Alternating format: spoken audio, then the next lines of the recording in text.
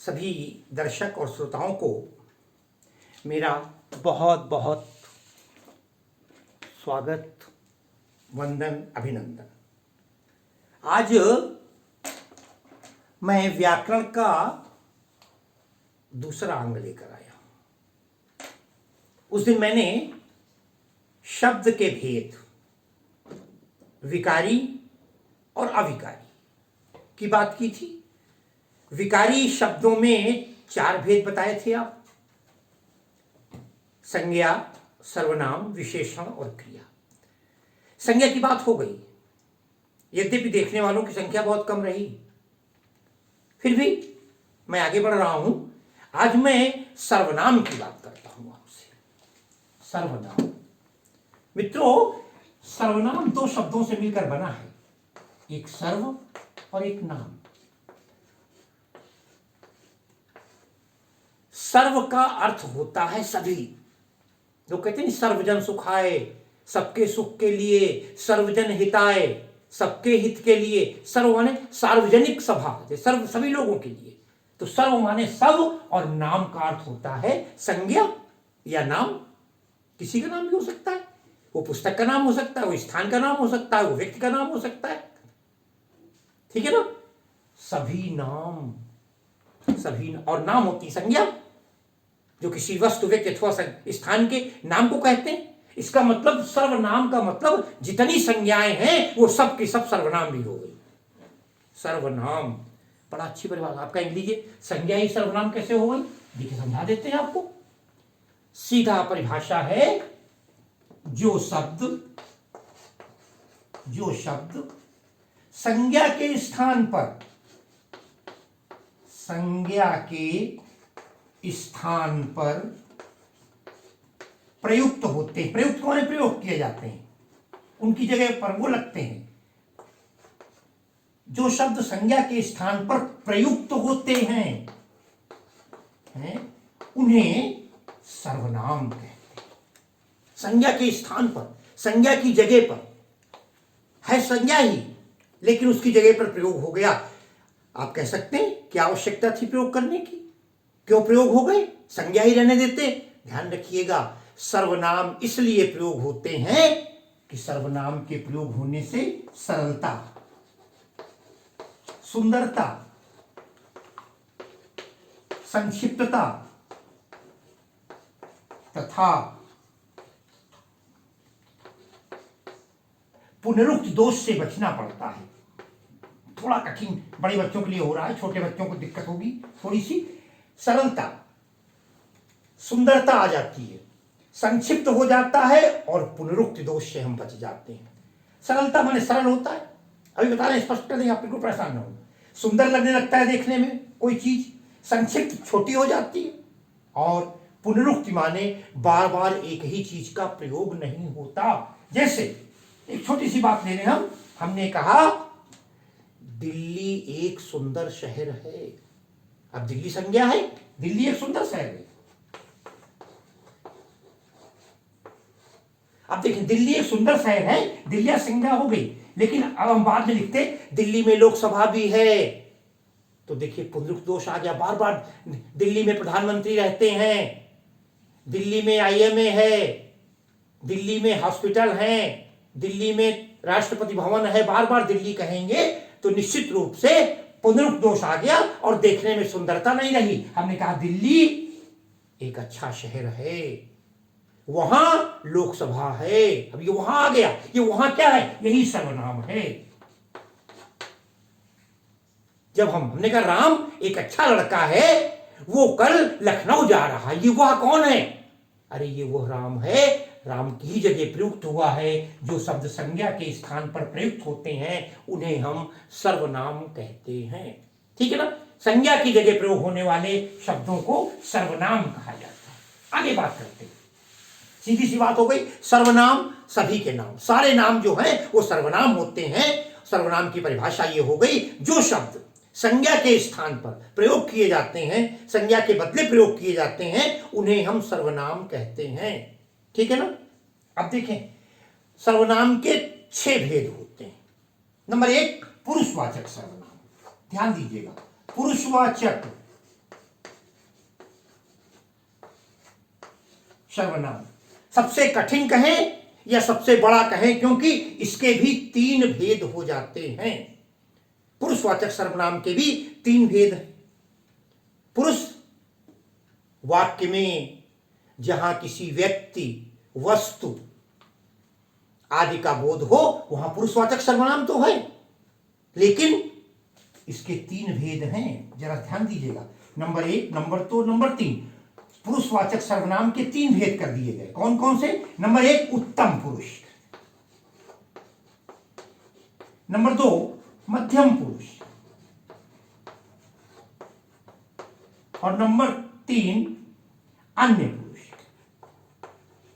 अन्य पुरुष है पुरुषवाचक ही, जो उदाहरण मैं दूंगा वो पुरुषवाचक ही है, लेकिन उत्तम पुरुष, अच्छा उसको आपने पढ़ा ना अंग्रेजी में, first person, second person, third person. अरे भाई मैं हूं, बात कर रहा हूं। जब मैं बात करता हूं तो एक व्यक्ति मैं हो गया, एक मैं जिससे बात कर रहा हूं वो दूसरा हो गया, और एक तीसरा वो है जिसके बारे में बात की जा रही है। मैं किसी से कह रहा हूं, अभी जो उदाहरण मैंने दिया कि लखनऊ एक अच्छी जगह है, तो मैंने अपने मित्र से कहा, मैं एक मित्र, वो 3 कौन हो गया? लखनऊ। यहां उत्तम पुरुष, प्राय भ्रम हो जाता है उत्तम पुरुष किसे कहा जाए। ध्यान रखिएगा, 3 लोग हैं ना, एक हम हैं, एक आप हैं जिससे हम बात कर रहे हैं, और तीसरा वो है जिसके विषय में बात कर रहे हैं। हर आदमी अपने को उत्तम मानता है, श्रेष्ठ मानता है, अच्छा मानता है। हर आदमी की विशेषता है। एक सामान्य से प्राणी से लेकर राष्ट्रपति तक ये समझते हैं कि मैं सर्वश्रेष्ठ हूं, तो अपने को ही उत्तम पुरुष कहा जाता है। अर्थात यहां पर उत्तम में मैं, उत्तम पुरुष देखें, मैं इसको मैं आपको स्पष्ट करता हूं। उत्तम पुरुष के अंतर्गत वाक्य में जहां अपने का बोध हो, व्यक्ति का बोध हो, जो वक्ता है, जो कह रहा है उसकी बात आए, तो उत्तम पुरुष होता है। हमने कहा मैं तुम्हें 10 रुपए दूंगा, मैं, यहां मैं जो है उत्तम पुरुष हो गया। हम कल घूमने जा रहे हैं, अपनी बात है। जहां अपने लिए कहा जाए वहां पर उत्तम पुरुष होता है, ठीक है ना। और उत्तम पुरुष के बाद दूसरा आता है मध्यम पुरुष। मध्यम माने बीच में। बीच में कौन है? अरे बीच में वो है हम जिससे बात कर रहे हैं, है ना। तू, तुम, तुम्हारा, ये हो गए। तुम भी चलोगे, तुम बहुत अच्छे हो, सामने वाले की बात है, मध्यम पुरुष। और तीसरा होता है अन्य पुरुष, जिसके विषय में बात की जा रही है, वह, उसने, उसे, इस तरह की जब बात की जाती है। तो यह था आपका पुरुषवाचक सर्वनाम। अब बड़े आसान होंगे इसके बाद, ध्यान दीजिएगा। फिर आता है निश्चयवाचक सर्वनाम, नंबर 2 पर निश्चयवाचक सर्वनाम। निश्चयवाचक सर्वनाम क्या है? अब अरे लिखा हुआ निश्चय, कर्म, जहां किसी चीज की निश्चितता का बोध हो वहां पर निश्चयवाचक सर्वनाम होते हैं। उदाहरण के लिए हम कह सकते हैं, यह वो गली है, यह दिखा रहे हैं सामने, है ना।